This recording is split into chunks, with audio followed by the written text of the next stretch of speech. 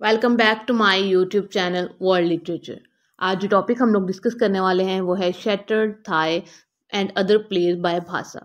भाषा जो कि संस्कृत लिटरेचर में एक इम्पोर्टेंट नाम है। इनकी यह प्लेज की कलेक्शन है जिसको आज हम लोग डिस्कस करने वाले हैं। एक्चुअली में अगर हम लोग shattered thigh and other plays की बात करें तो एक्चुअली में ये इनकी 2000 ईयर्स अगो एक कलेक्शन थी प्लेज की, जिसमें 6 प्लेज हैं शामिल। और इन्होंने as a classical Sanskrit literature के इम्पोर्टेंट फिगर होने के साथ साथ इन प्लेस को 2000 ईयर्स अगो लिखा था, लेकिन इसकी ट्रांसलेशन जो है वो 20th सेंचुरी में की गई। वो हम आगे फर्दर वीडियो में डिस्कस करेंगे। इस कलेक्शन में जो प्लेस शामिल हैं उसमें है the middle one, the envoy, the message and the कार्नास बर्डन। ये 1 एक्ट प्ले हैं जो कि इसमें शामिल हैं इस कलेक्शन में प्लेस की में। उसके बाद अगर हम लोग बात करें इसकी ट्रांसलेशन की, और इसमें अगर इम्पोर्टेंट जो चीज़ है इन प्लेस में यूज़ हुई वो है modernity in terms of idiom. कि इसका ईडियम जो यूज़ हुआ है ना इन प्लेस में वो मॉडर्न है, उसमें हमें मॉडर्निटी बहुत ज़्यादा मिलती है, मतलब ओल्ड ट्रेडिशंस कम मिलती हैं। उसके बाद ये जो इनका वर्क था ये तो 2000 साल पहले इन्होंने लिखा था, और उस टाइम पे इनके दूसरी सदी और तीसरी सदी 2nd सेंचुरी के ये राइटर हैं भाषा। इनको अब जो ट्रांसलेशन है A&D ने जो है वो इसकी ट्रांसलेशन इंग्लिश में की है फ्रॉम संस्कृत। मतलब ये तो संस्कृत का प्ले था, या फिर जो संस्कृत लिटरेचर में इन्होंने ये प्ले की अपनी कलेक्शन लिखी थी, इसकी 20th सेंचुरी में आफ्टर 2000 ईयर्स जो है वो अब ट्रांसलेशन जो है वो A&D ने की है। ये एक फेमस नेम था भाषा, जो कि क्लासिकल संस्कृत लिटरेचर में था।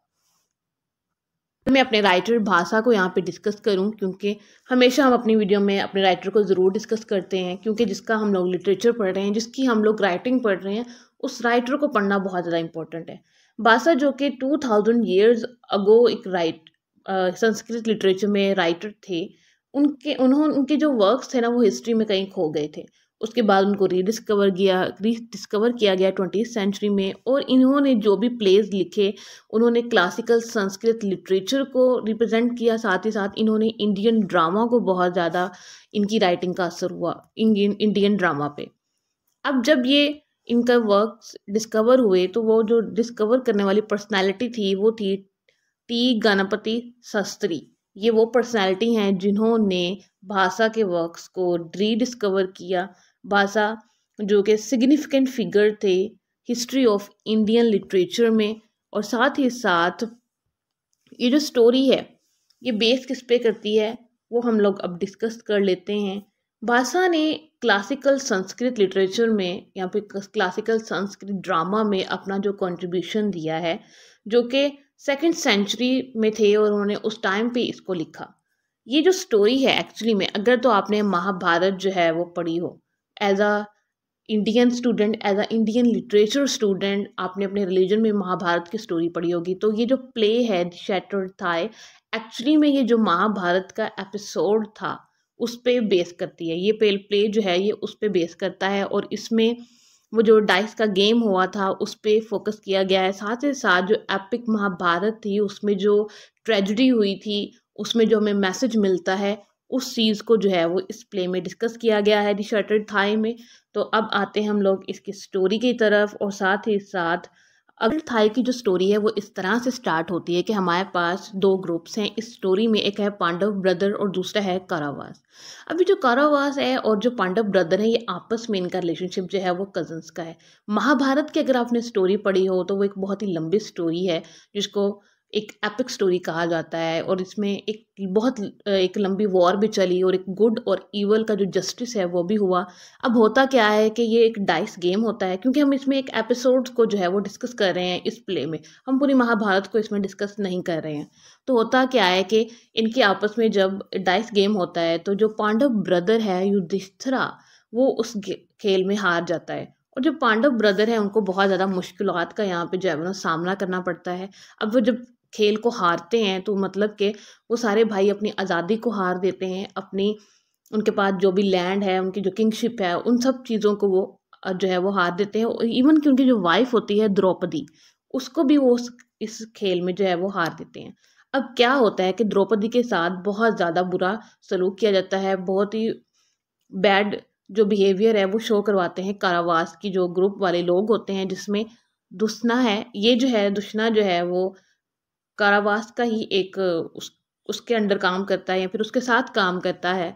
तो द्रौपदी को जो है ये ना खींचकर कोर्ट में लाते हैं और उसको ह्यूमिलेट करते हैं, उसको डिसरिस्पेक्ट करते हैं, डिसऑनर करते हैं, क्योंकि द्रौपदी को जो है वो एक रिस्पेक्टेड लेडी माना जाता था, क्योंकि पांडव ब्रदर की वो वाइफ थी, इस वजह से भी उनको बहुत ज़्यादा रिस्पेक्ट दी जाती थी। अब द्रौपदी जो है वो क्वेश्चन करती है कि उसके साथ ऐसा बिहेवियर क्यों किया जा रहा है। वो रिलीजियस बातें करती है, कहती है कि ये ह्यूमिलेशन तो मेरी कर रहे हो, या फिर मेरे साथ जो बुरा सलूक कर रहे हो कारावास से, तो ये बहुत ज़्यादा बुरा सलूक है।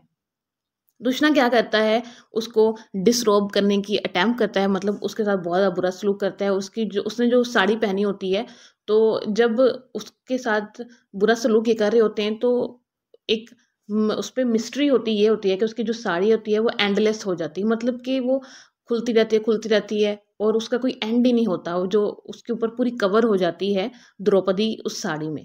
अब क्या होता है, इन सब चीज़ों को देखने के बाद जो भीम होता है पांडव ब्रदर में से, उसको बहुत ज़्यादा गुस्सा आता है और वो इस बदतमीज़ी का जो है ना वो बदला लेना चाहता है कारावास से। अब वो यहाँ पे जो है वो एक बात को जो है ना वो डिसाइड कर लेता है कि अब जो जंग होगी ना, उस जंग में मैं जो इसका जो कारावास का जो ब्रदर है या फिर जो प्रिंस है दुर्योधन, इसका जो थाय है मैं उसको तोड़ दूंगा जब वॉर होगी। स्टोरी में फिर क्लाइमैक्स आता है। क्लाइमैक्स आने के साथ साथ ही स्टोरी में जो है वो डिस्कस होता है, रिलीजियस बातों को डिस्कस किया जाता है, साथ ही साथ धर्म मतलब जो एक हिंदू रिलीजन है उसको उन्होंने डिस्कस किया है, साथ ही साथ राइटसनेस को और मॉरल जो वैल्यूज़ हैं उन सबको डिस्कस किया जाता है स्टोरी में।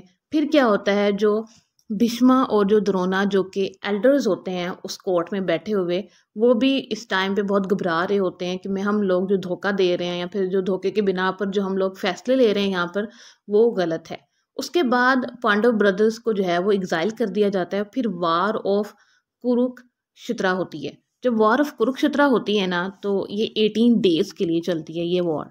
अब 18 डेज के लिए जब ये वॉर चलती है और एंड पे जो है वो पांडव ब्रदर की जो है वो जीत जाते हैं। और उस उनके जीतने के बाद बहुत ज़्यादा, कि जब ये वॉर होती है ना, बहुत ज़्यादा जो जब ये जंग हो रही होती है तो लोगों ने अपनी जानें दी होती हैं, साथ ही साथ ब्लड शेड हुआ होता है, इनजस्टिस हुआ होता है, तो ये सब जो है वो इस वॉर में होता है।